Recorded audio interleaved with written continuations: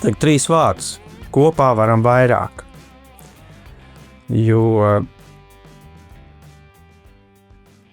viens nav karotājs. Viens var nospraust virzienu. Jautājums, vai šim virzienam notic.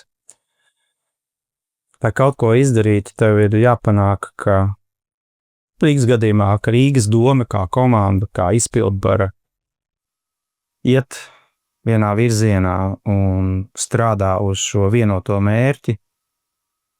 Un arī dažādās partijas, kuras objektīvi ir ar dažādiem mērķiem, ja viņas notic šim virzienam un atsakās no kaut kādiem īstermiņa iegūmiem, ejot sāņus. Un gala beigās arī iedzīvotāji.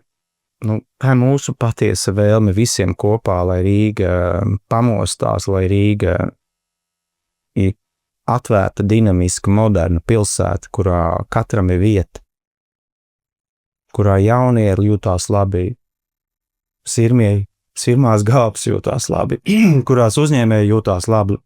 Rīgā. Tāpēc, manuprāt, vajag, ka katrā telefonā ir šī sajūta, ka kopā mēs to varam izdarīt. Un,